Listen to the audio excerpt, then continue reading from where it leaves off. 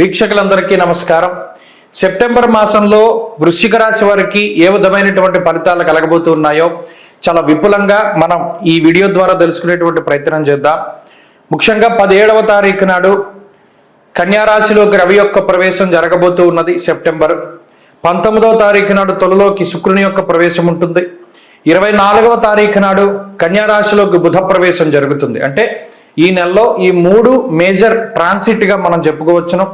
మిగతా గ్రహాల్లో గమనాల్లో ఏ విధమైనటువంటి మార్పు కూడా మనకి ఈ మాసంలో కనబడడం లేదు.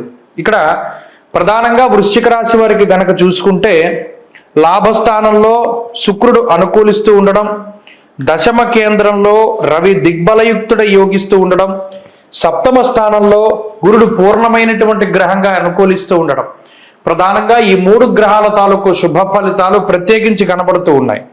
ఇక 17వ తారీఖు దాటిన తర్వాత కూడా రవి బలం అలాగే ఉంటుంది.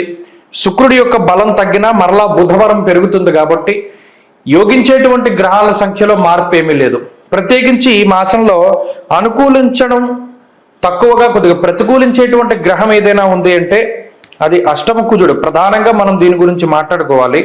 అలాగే చతుర్థ స్థానమందు వక్రించి ఉన్న శని. నిజానికి వక్రించారు కాబట్టి అర్ధాష్టమ స్థానంలో ఉన్నా కూడా శని ఇచ్చే దోషం కన్నా అష్టమంలో డైరెక్ట్గా కుజుడు ఉన్నప్పుడు వచ్చేటువంటి ప్రమాదమే ఎక్కువగా ఉంటుంది. అందువల్ల ఇక్కడ 3 నుండి 4 గ్రహాలు యోగిస్తూ ఉంటే ఒకే ఒక్క గ్రహం బాధించేటువంటి గ్రహంగా ఉన్నది. కాబట్టి ఆగస్టుతో పోల్చుకుంటే వృశ్చిక రాశి వారికి సెప్టెంబర్ మాసము కొంచెం అనుకూలంగానే ఉంటుంది అని చెప్పుకోవచ్చును. ఎందుకంటే అనుకూలించే గ్రహాల యొక్క సంఖ్య బాగుంది. ఒక కుజుడు మాత్రమే ప్రతికూలిస్తూ ఉన్నారు. కాబట్టి ఆ కుజుడిని గనక కొంత నిరోధించగలిగితే, ఆ చెడు ఫలితాలు రాకుండా చేయగలిగితే ఈ రాశి వారికి, వృశ్చిక రాశి వారికి ఈ మాసం అంతా కూడా రాజయోగంగా ఉంటుంది.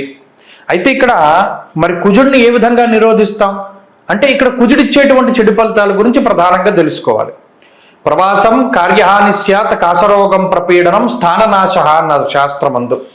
అంటే అష్టమంలో ఉండే కుజుడు ప్రత్యేకించి కోపతాపాలకి కారకుడు.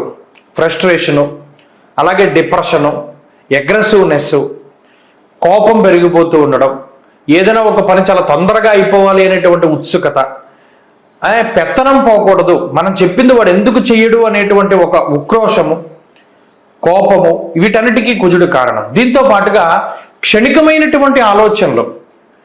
ఏదో చూస్తాం, ఎవడేదో కొనుక్కున్నాడు, మన దగ్గర వస్తూ ఉండాలి.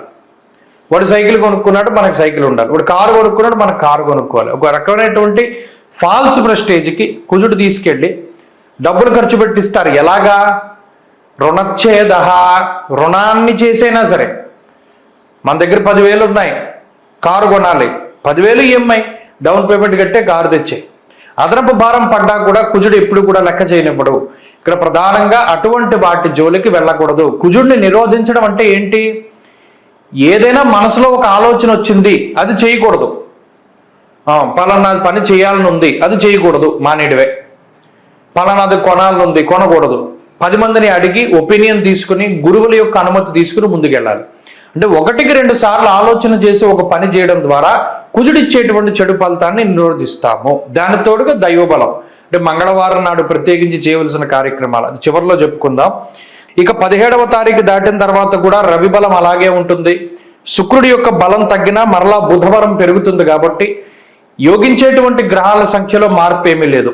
ప్రత్యేకించి ఈ మాసంలో అనుకూలించడం తక్కువగా కొద్దిగా ప్రతికూలించేటువంటి గ్రహం ఏదైనా ఉంది అంటే అది అష్టమ కుజుడు. ప్రధానంగా మనం దీని గురించి మాట్లాడుకోవాలి.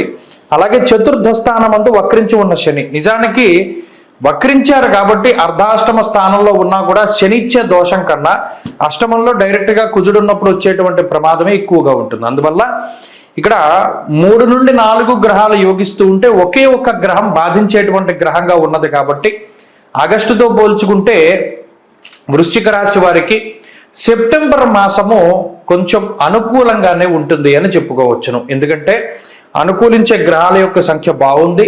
ఒక కుజుడు మాత్రమే ప్రతికూలిస్తూ ఉన్నారు. కాబట్టి ఆ కుజుడిని గనక కొంత నిరోధించగలిగితే, ఆ చెడు ఫలితాలు రాకుండా చేయగలిగితే ఈ రాశి వారికి, వృశ్చిక రాశి వారికి ఈ మాసం అంతా కూడా రాజయోగంగా ఉంటుంది.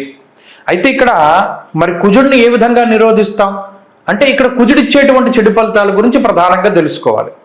ప్రవాసం కార్యహాని స్యాత్ కాసరోగం ప్రపీడనం స్థాననాశ అన్నారు శాస్త్రమందు. అంటే అష్టమంలో ఉండే కుజుడు ప్రత్యేకించి కోపతాపాలకి కారకుడు, ఫ్రస్ట్రేషను, అలాగే డిప్రెషను, అగ్రెసివ్నెస్, కోపం పెరిగిపోతూ ఉండడం, ఏదైనా ఒక పని చాలా తొందరగా అయిపోవాలి అనేటువంటి ఉత్సుకత, పెత్తనం పోకూడదు, మనం చెప్పింది వాడు ఎందుకు చెయ్యడు అనేటువంటి ఒక ఉక్రోషము, కోపము, వీటన్నిటికీ కుజుడు కారణం. దీంతో పాటుగా క్షణికమైనటువంటి ఆలోచనలు, ఏదో చూస్తాం, ఎవడో ఏదో కొనుక్కున్నాడు, మన దగ్గర వస్తూ ఉండాలి. వాడు సైకిల్ కొనుక్కున్నాడు, మనకు సైకిల్ ఉండాలి. వాడు కారు కొనుక్కున్నాడు, మనకు కారు కొనుక్కోవాలి. ఒక రకమైనటువంటి ఫాల్స్ ప్రెస్టేజ్కి కుజుడు తీసుకెళ్ళి డబ్బులు ఖర్చు పెట్టిస్తారు. ఎలాగా?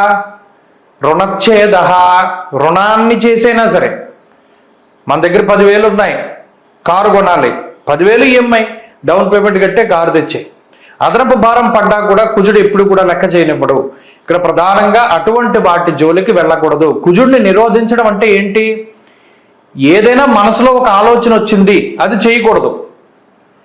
పలానా పని చేయాలని ఉంది, అది చేయకూడదు, మానేడివే. పలానాది కొనాలని ఉంది, కొనకూడదు. 10 మందిని అడిగి ఒపీనియన్ తీసుకుని గురువుల యొక్క అనుమతి తీసుకుని ముందుకెళ్ళాలి.